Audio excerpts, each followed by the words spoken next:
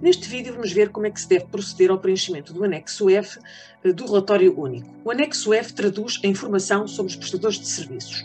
Neste anexo deve o técnico ter o cuidado de começar por confirmar se a empresa, entidade empregadora ou empresa cliente, efetuou prestações de serviços com terceiros e, em caso afirmativo, se sim, se não. Ou seja, se efetuou contratos de prestação de serviços.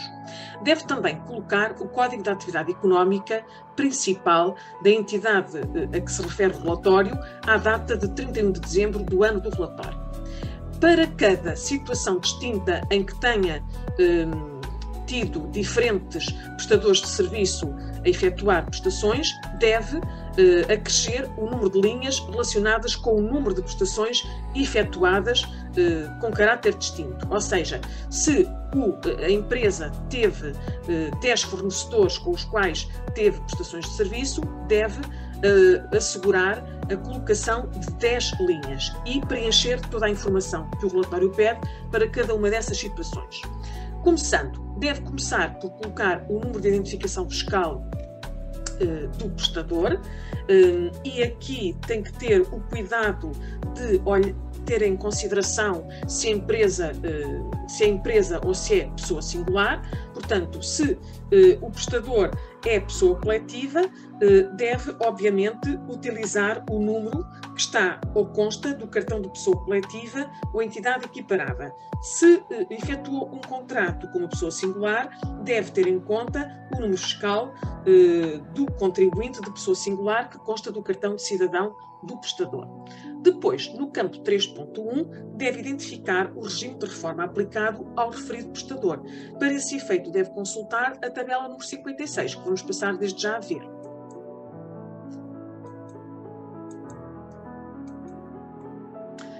Portanto, na tabela 56 há duas hipóteses de escolha. Ou o prestador está abrangido pelo regime da Segurança Social, e aqui ativa-se o código 1, ou está abrangido por outro regime, dando origem à ativação do código número 8. Voltando ao formulário. Depois, no campo 3, vai ter que o técnico identificar o número de segurança social ou equiparado do prestador.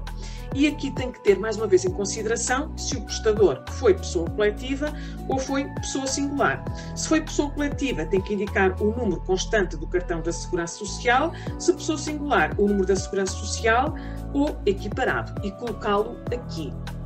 De seguida, no campo 4, deve colocar a identificação do prestador e preencher este campo sem qualquer tipo de abreviatura.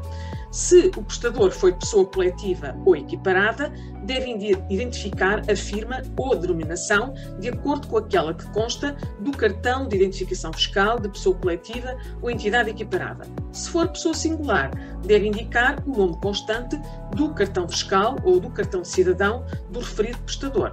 Isto no campo 4.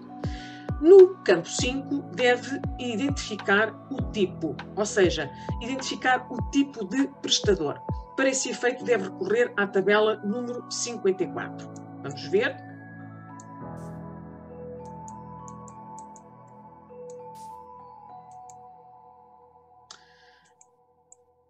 Portanto, no tipo de prestador tem dois códigos possíveis de ativação. O código 1, caso o prestador tenha sido pessoa singular. O código 2, caso o prestador tenha sido pessoa coletiva, ou seja, empresa. Voltando ao formulário. Depois, no campo 6, deve ele identificar o tipo de código de atividade do prestador de serviços. Portanto, aqui, no campo 6.1. Para este efeito, deve recorrer à tabela número 57. Vamos ver. A tabela de códigos 57.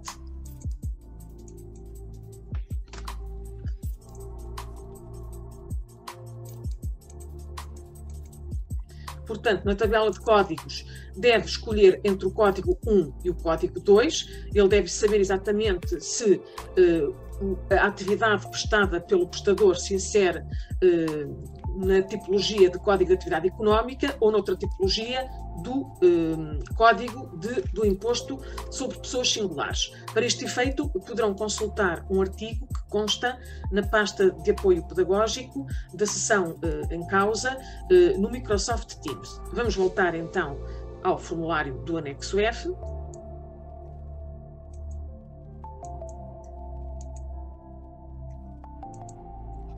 Depois, no campo 6.2, deve ele identificar o código da atividade económica correspondente à atividade principal do prestador de serviços. No caso do prestador de ser pessoa singular e de ter sido atribuído um código da tabela de atividades a que se refere o artigo 151 do Código do IRS, deverá indicar esse código referente ao artigo 151. Muito bem, entretanto, vamos avançar para o campo 7. No campo 7, deve o técnico ter o cuidado de verificar para o prestador em causa se este gerou apenas uma prestação de serviços ao longo do ano com a empresa objeto do relatório ou se várias prestações de serviço. Se o prestador efetuou mais do que uma prestação de serviço, deve acrescer à linha já existente as alíneas tantas quantas as necessárias relacionadas com o número de prestações que o prestador efetuou. Depois deverá ter a preocupação de, para cada prestação de serviços, colocar a data de fim e a data de início, ou seja, primeiro a data de início e depois a data de fim, colocando basicamente o ano em que a prestação se iniciou e o mês em que se iniciou, e depois a data de fim, colocando o ano e o mês respectivamente. Entretanto, no campo 10, no caso do prestador de serviços ter sido pessoa singular, deve identificar o total de horas afetas a cada prestação de serviços. Este campo 10 só deve ser preenchido apenas por entidades que disponham da informação em causa, obviamente. No campo número 11, deve colocar o número de trabalhadores ao serviço, ou seja, deve-se indicar o número de trabalhadores ao serviço, caso o prestador de serviços seja pessoa coletiva ou entidade equiparada. Posto isto, está preenchido o anexo F.